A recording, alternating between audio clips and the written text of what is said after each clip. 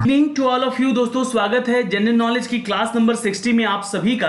आपको बता दें कि यहाँ पे रोज आपको पर डे शाम को 8:30 बजे टॉप 40 जीके की क्लास दी जाती है, जो कि आपके एग्जाम के लिए बहुत ही ज्यादा इंपॉर्टेंट होते हैं ये क्वेश्चन आंसर।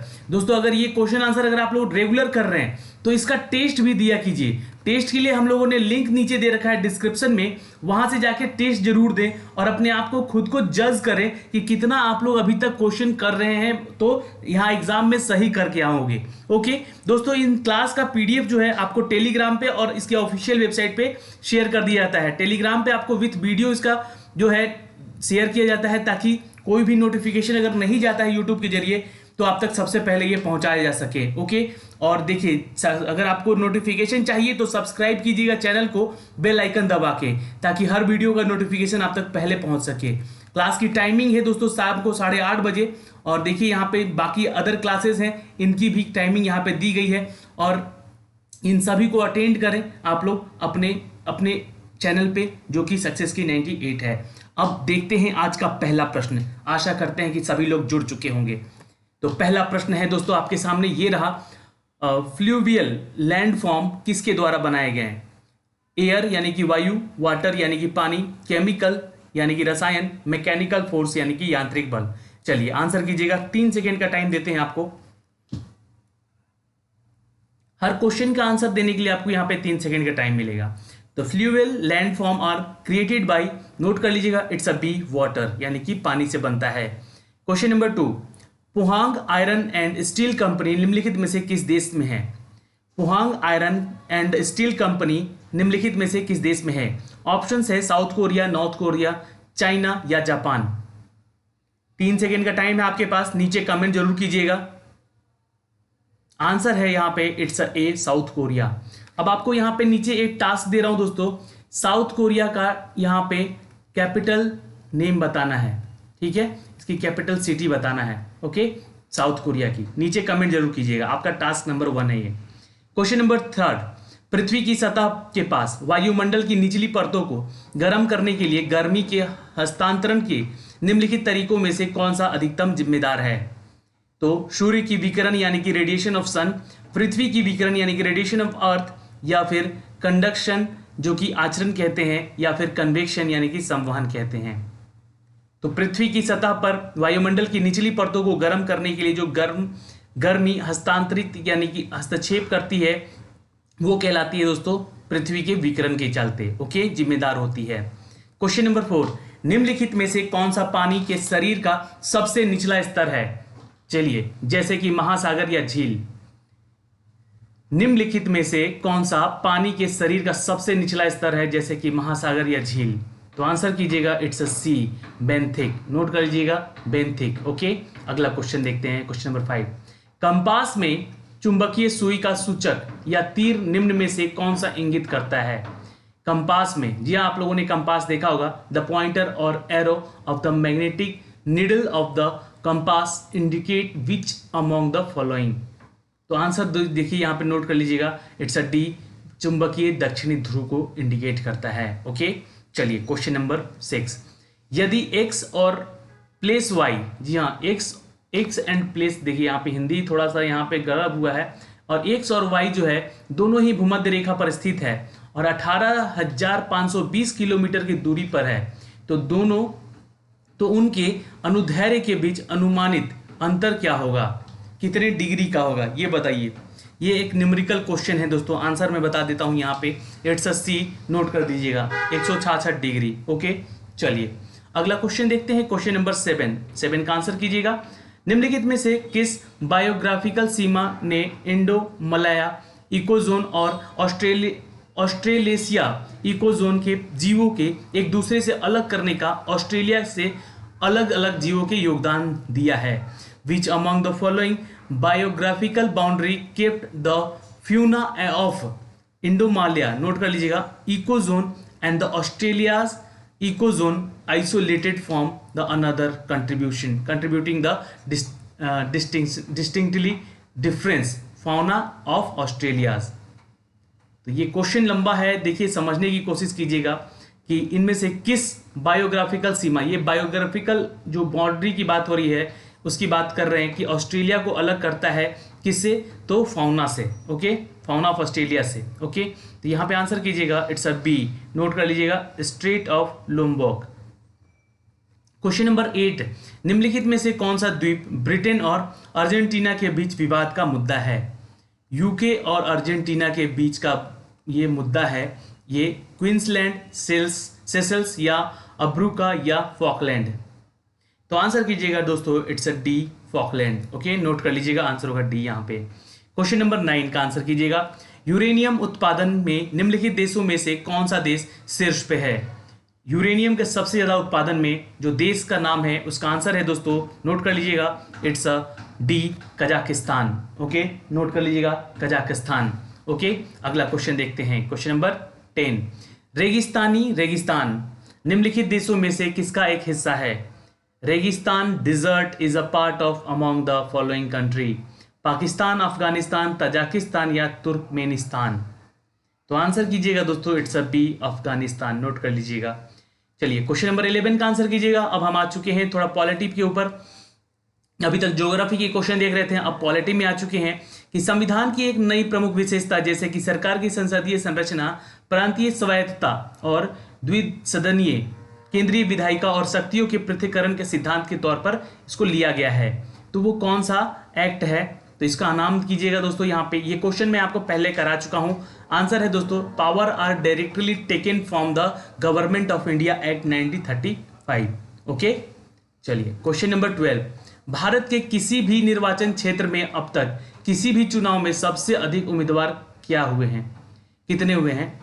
क्वेश्चन का मतलब ये है, what has the maximum number of candidate in any constituency in India at any election so far? Answer है दोस्तों, इट्स अ डी, 1033।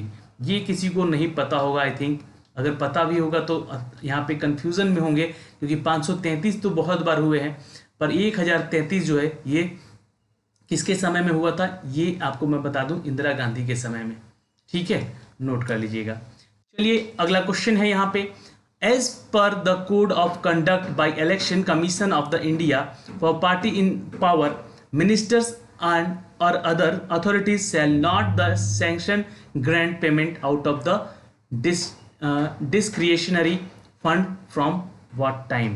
आंसर कीजिएगा दोस्तों कि चुनाव आयोग के द्वारा सत्ता में पार्टी के लिए आचार संहिता के अनुसार मंत्रियों और अन्य अधिकारियों के किस समय विवेकाधीन कोष को अनुदान की मंजूरी नहीं दी जाएगी? चलिए आंसर कीजिएगा दोस्तों, इट्स अ बी, नोट कर लीजिएगा, आयोग द्वारा समय चुनाव की घोषणा की जाती है उस समय, ओके। चलिए क्वेश्चन नंबर 14, भारत के चुनाव आयोग द्वारा राजनीतिक दलों और उम्मीदवारों के मार्गदर्शन के लिए आदर्श आचार संहिता के अनुसार वे चुनाव के समापन के लिए तय किए गए घंटे के साथ कितने घंटे की अवधि के दौरान सार्वजनिक बैठक नहीं कर सकते हैं? क्वेश्चन आज बहुत टफ है, थोड़ा सा समझ के दीजिएगा। क्वेश्चन टफ नहीं है एक्चुअली, क्वेश्चन को लेंदी किया गया है आज, तो क्वेश्चन लेंदी पूछे भी जाते हैं किसी किसी एग्जाम में, तो कुछ क्वेश्चन यहाँ पे आए हैं आपके लिए आज। आंसर होगा दोस्तों, इट्स अ डी, 48 आवर, है ना, नोट कर लीजिएगा। क्वेश्चन नंबर 15 देखिए, try, telecom and regulatory authority of India, जिसे कहते हैं ट्राई, इसके द्वारा किस वर्ष में स्थापित किया गया था इसको? आंसर है दोस्तों, इट्स अ सी, नोट कर लीजिएगा, 1997 act of parliament, okay. Answer होगा सी यहाँ पे, ओके, 1997 में ट्राई को लाया गया था। अगला क्वेश्चन है दोस्तों कि भारत के वित्त मंत्रालय के परिसर को किस नाम से जाना जाता है? भारत के वित्त मंत्रालय के परिसर को और किस नाम से जाना जाता है? तो ये जाना जाता है दोस्तों, it's a C, north block, okay, north block के नाम से भी जाना जाता है पार्लियामेंट में। क्वेश्चन नंबर 17, निम्नलिखित में से कौन सा संविधान संशोधन विधेयक नागरिकों को सहकारी समितियों के गठन का मौलिक अधिकार प्रदान करता है? आंसर कीजिएगा नीचे कमेंट बॉक्स में, और जो भी मेरे भाई बंधु चैनल पे नए आ रहे हैं वो प्लीज चैनल को जाएं तो सब्सक्राइब जरूर कर लेंगे, बेल आइकन दबा के, और वीडियो को लाइक जरूर कर लीजिएगा आप लोग। चलिए आंसर है दोस्तों, इट्स अ बी, 111वां स्थान आता है, ओके। निम्नलिखित में से कौन सा संविधान संशोधन विधेयक नागरिकों के सहकारी समिति के गठन का मौलिक अधिकार प्रदान करता है? तो वो है 111वां, ओके। क्वेश्चन नंबर 18, चलिए, भारत सरकार अधिनियम 1919 द्वारा पहली बार भारत में डायकॉर्सी के नाम से जाने जाने वाली प्रणाली शुरू की गई थी, जिसमें कि विभिन्न विषयों के क्षेत्रों को यहाँ विभाजित किया गया था। तो उनमें से वो दो कौन है, इनका नाम बताना है आपको। तो क्या वो central subject and the provisional subjects हैं, या reserve subject and the transfer subjects हैं, या वेस्टेड सब्जेक्ट और रेसिड्यूल सब्जेक्ट हैं, या फिर जनरल सब्जेक्ट और कंकरेंट सब्जेक्ट्स हैं। तो आंसर है यहाँ पे दोस्तों इट्स अ बी, यानी कि आरक्षित विषय और स्थानांतरित विषय। ओके, नोट कर लीजिएगा। क्वेश्चन नंबर 19, राज्यों और केंद्रों के बीच राजस्व बंटवारे की व्यवस्था को हल करने के लिए एक वित्त आयोग का गठन का प्रावधान है, निम्नलिखित में से किस अनुच्छेद के तहत संविधान का हिस्सा है वो। ये क्वेश्चन मैंने आपको बताया है दोस्तों, इसका आंसर होगा इट्स अ बी, आर्टिकल 280। जी हाँ, नोट कर लीजिएगा। अगला क्वेश्चन है यहाँ पे, निम्नलिखित में से किस राज्य में सशस्त्र बल अधिकतम अधिनियम पहली बार लागू किया गया था। निम्नलिखित में से किस राज्य में सशस्त्र बल अधिनियम पहली बार लागू किया गया था।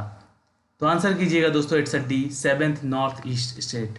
जी हाँ, 7 जो पूर्वी क्षेत्र हैं भारत के, आप लोग अगर भारत का मानचित्र यहाँ पे मैं बना पाऊँ तो शायद मैं बता पाऊँ।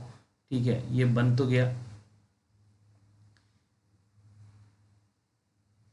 तो ये जो एरिया है दोस्तों, ये जो एरिया है ना, ये जो एरिया है, ये 7 देशों का स्टेट एक कहते हैं समूह है, 7 राज्यों का, है ना। तो ये जो एरिया है ये इस पे लागू किया गया था AFSPA, ठीक है, जो कि किस सशस्त्र बल के, तो सशस्त्र बल अधिनियम के तहत पहली बार लागू किया गया था इन 7 राज्यों में। ओके, तो ये भारत का नक्शा था और यहाँ पे ठीक है कुछ ऐसा बनेगा। चलिए question number 21, a new lamps for old, क्या रिटन किसने दिया, मतलब किसने लिखा है इस पुस्तक को। न्यू लैम्प्स फॉर ओल्ड, इस पुस्तक को किसने लिखा है। तो आंसर कीजिएगा दोस्तों। अब यहाँ पे क्वेश्चन आ चुका है थोड़ा सा करंट से, तो यहाँ आंसर कीजिएगा दोस्तों इट्स अ बी, नोट कर लीजिएगा, अरविंदो घोष। अगला क्वेश्चन है 21, इनमें से किसे आर्थिक राष्ट्रवाद का पायनियर माना जाता है। इनमें से किसे आर्थिक राष्ट्रवाद का पायनियर माना जाता है। ये हिस्ट्री से क्वेश्चन है दोस्तों, मॉडर्न हिस्ट्री का क्वेश्चन है। आंसर कीजिएगा it's a B, RC Dutta, note कर लीजिएगा RC दत्त। ओके, अगला क्वेश्चन है 23, नेताओं के संबंध के वर्ग कौन से थे। देखिए आंसर यहाँ पे पहले आ चुका है, स्वराजवादी कहते थे उनको। Okay, responsivist class of the leader belong to स्वराजवादी। ओके, अगला क्वेश्चन देखिए, कृषक और कृषि बैंकों के विभिन्न सहकारी समितियों की स्थापना लॉर्ड कर्जन के समय की गई थी। इसके लिए सबसे उपयुक्त कारण क्या था। आंसर कीजिएगा आप लोग अपना। आंसर है दोस्तों यहाँ पे इट्स अ बी, नोट कर लीजिएगा, the money lender and the refuse to advance loan to peasant. Okay, देखिए क्वेश्चन टफ है, इसलिए प्लीज बीच में क्यूज छोड़ के मत जाइएगा आप लोग, क्योंकि कितना क्वेश्चन सही कर पा रहे हैं आप लोग ये जज कीजिए। इजी क्वेश्चन तो बनाना बहुत इजी होता है, पर क्वेश्चन अगर टफ आ जाए, मतलब लेंदी आ जाए, टफ नहीं कहूंगा मैं, लेंदी है क्वेश्चन आज का, बहुत लंबा क्वेश्चन है, इसलिए बहुत लोग बोर होकर छोड़ भी देंगे बीच में क्लास, पर ऐसा बिल्कुल मत कीजिएगा आप लोग, क्योंकि नंबर ऑफ क्वेश्चन बहुत है यहाँ पे और अच्छे खासे क्वेश्चन है, ये आए हुए क्वेश्चन है आपके एग्जाम में। क्वेश्चन नंबर 25 का आंसर कीजिएगा कि सन 1911 में दिल्ली दरबार में निम्नलिखित में से सभी घोषणाएं की गई थी, उसमें से एक की पहचानें। देखिए 1911 में दिल्ली दरबार में ये क्वेश्चन पूछा गया है एक्चुअली, इसलिए मैं यहाँ पे लाया हूँ कि 1911 में दिल्ली दरबार में एक घोषणा की गई थी, उनमें से पहचानना है चारों ऑप्शन में से। दिल्ली से कलकत्ता के लिए राजधानी का स्थानांतरण, तो आंसर होगा यहाँ पे डी, भारत में विभिन्न विधान परिषदों के लिए भारतीयों का चुनाव। ओके, आंसर डी होगा, ये घोषणा की गई थी। क्वेश्चन नंबर 26, स्वतंत्रता के बाद किस वर्ष से भारत अपने विशिष्ट सिक्के को लेकर आया। आंसर है 1950 में। ओके, चलिए क्वेश्चन नंबर 27, किस वर्ष भारत और बर्मा राज्य सचिव का कार्यालय समाप्त हुआ। तो किस वर्ष हुआ था दोस्तों, तो ये हुआ था 1947 में ही। ओके, क्वेश्चन नंबर 28, किस वर्ष लियाकत अली और नेहरू के समझौते पर हस्ताक्षर किया गया था। तो ये हुआ था दोस्तों सन 1950 में। नोट कर लीजिएगा, ये हिस्ट्री से क्वेश्चन है, मॉडर्न हिस्ट्री से क्वेश्चन है ये। Question number 29, Rajiv Gandhi action plan, जिसे हम लोग 1988 में दिव्यांगत नेता के द्वारा आगे रखा गया, निम्नलिखित में से किससे संबंधित है। पर्यावरण संरक्षण, परमाणु निरस्त्रीकरण, या सूचना प्रौद्योगिकी, या फिर बहुपक्षीय व्यापार। तो इंफॉर्मेशन टेक्नोलॉजी और आपका परमाणु निरस्त्रीकरण। देखिए आंसर आपका ये भी होगा और ये भी होगा, ठीक है, पर यहाँ पे आंसर यहाँ पे ये सबसे ज़्यादा होगा क्योंकि इसके लिए ज़्यादा कार्य हुआ था। इंफॉर्मेशन टेक्नोलॉजी के लिए भी कार्य हुआ था इस समय 1988 में 1990 तक। ओके, तो ये है आपका एक कारण। ओके, चलिए क्वेश्चन नंबर 30। कंडा घाट एक विरासत रेलवे स्टेशन जो कि पूरी तरह से लकड़ी से बना है और 1903 में, चलिए तो आंसर कीजिएगा दोस्तों आप लोग यहाँ पे नीचे कमेंट बॉक्स में कि it's a C Himachal Pradesh. Okay, चलिए आंसर अगला क्वेश्चन देखते हैं। Question number 31। निम्नलिखित में से किस भारतीय खेल टीम को द भांगड़ा बॉयज के नाम से भी जाना जाता है? चलिए ये क्वेश्चन खेल से आ चुका है आपके लिए। इनमें से किस भारतीय खेल टीम को द भांगड़ा बॉयज के नाम से जाना जाता है? तो आंसर कीजिएगा फुटबॉल टीम को। Question number 32। निम्नलिखित में से किस खेल को पहले मिंट नेट के नाम से जाना जाता था? तो किस खेल को? तो आंसर कीजिएगा इट्स अ सी वॉलीबॉल को। ओके, चलिए क्वेश्चन नंबर 33। इनमें से किस टूर्नामेंट को महिलाओं के लिए विश्व टीम चैंपियंस के रूप में भी जाना जाता है? देखो ये सारे क्वेश्चन जो है दोस्तों स्टैटिक जीके के आ चुके हैं, ठीक है, तो स्टैटिक जीके के भी क्वेश्चन पूछे जाते हैं एग्जाम में, इसलिए ये 10 क्वेश्चन आपके लिए इंपॉर्टेंट होंगे, इसको याद रखिएगा, इसको लिख लीजिएगा आप लोग, ठीक है। तो आंसर कीजिएगा it's a B, Uber Cup को जाना जाता था। ओके, चलिए अगला क्वेश्चन है 34। निम्नलिखित में से किसे फ्लाइंग सिख के नाम से जाना जाता है? ये क्वेश्चन तो बहुत इंपॉर्टेंट है, बहुत बार पूछा गया है एग्जाम में, तो आंसर कीजिएगा दोस्तों it's a Mika Singh. Okay, A. अगला क्वेश्चन है 35। निम्नलिखित में से कौन पहले दक्षिणी एशियाई खेलों के स्थान था? तो दक्षिणी खेलों का स्थान था दोस्तों काठमांडू। ओके, आंसर कीजिएगा इट्स अ ए, और ये नेपाल का राजधानी भी है। Question number 36। गैम्बिट शब्द जो है किस खेल से संबंधित है? गैम्बिट वर्ड जो है किस खेल से संबंधित है? तो आंसर कीजिएगा इट्स अ ए, चेस से, यानी कि शतरंज से। अगला क्वेश्चन है दोस्तों कि निम्नलिखित में से कौन सा खेल आयोजन पहली बार लोकप्रिय वीडियो साझा करने वाली वेबसाइट यूट्यूब पर लाइव प्रकाशित किया गया? तो देखिए ये कौन सा गेम था जिसको यूट्यूब पे सबसे पहले प्रकाशित किया गया था? ओके, इसका जो लाइव टेलीकास्ट है उसको प्रकाशित किया गया था। तो आंसर कीजिएगा दोस्तों it's a C, Indian premier league 3rd। Okay, answer C होगा यहाँ पे। 38 का आंसर कीजिएगा। कुकाबुरास निम्नलिखित में से किस देश की हॉकी टीम का उपनाम है? कुकाबुरास निम्नलिखित में से किस देश की हॉकी टीम का नाम है, उपनाम है? तो आंसर कीजिएगा दोस्तों इट्स अ बी, ऑस्ट्रेलिया का। ओके, चलिए क्वेश्चन नंबर 39। इनमें से कौन पहला बल्लेबाज है जिसने एक ओवर में 6 छक्के मारे हैं? तो इनमें से वो बल्लेबाज का नाम है दोस्तों इट्स अ ए, नोट कर लीजिएगा, गरफील्ड सोबर्स, एक ओवर में 6 छक्के मारने वाला। अब आप बोलेंगे कि सर वो तो युवराज सिंह है, ठीक है, तो युवराज सिंह ने T20 में मारा है ये 6 छक्के। ओके, ये याद रखिएगा। और आपका ये जो बल्लेबाज है गरफील्ड सोबर्स, इन्होंने एक ओवर में 6 छक्के मारे हैं, ठीक है, याद रखिएगा। ये यहाँ पे इन अ 6 sixes in a over. Okay, पर ये इंटरनेशनल में मारा है इन्होंने, और ये इन्होंने युवराज सिंह ने भी इंटरनेशनल मारा पर T20 में मारा है इन्होंने। ओके, चलिए क्वेश्चन नंबर 40। रोवर्स कप निम्नलिखित में से किस खेल से संबंधित है? तो रोवर्स कप संबंधित है दोस्तों इट्स अ ए, यानी कि फुटबॉल से। ओके, चलिए तो आज के इस पूरे सिनारियो में जितने भी क्वेश्चन आंसर आपसे पूछे गए उसका उत्तर आप लोगों ने आशा करते हैं कि सही दिए होंगे। क्वेश्चन आज टफ था, पर कितने सही हुए हैं ये जरूर कमेंट करके बताइएगा। आउट ऑफ 40 आप लोगों ने कितने उत्तर सही किए हैं? और जो 39 वाला क्वेश्चन था कि 6 छक्के वाला, इसका थोड़ा सा यहाँ पे आप लोग देख लीजिएगा, क्योंकि यहाँ पे कंफ्यूजन है इनका, है ना, कि ये T20 में मारा है इन्होंने या फिर इन्होंने ODI में मारा है, ये कंफर्म नहीं है। बाकी इन्होंने 6 छक्के मारे हैं, ये कंफर्म है। ओके, चलिए आज के सिनेरियो में बने रहे हमारे साथ, इसका बहुत बहुत धन्यवाद। मिलते हैं आपसे अगले वीडियो में, तब तक के लिए बाय बाय, टेक केयर, ध्यान रखिएगा अपना और अपने परिवार का, और टेस्ट देना बिल्कुल मत भूलिएगा आप लोग।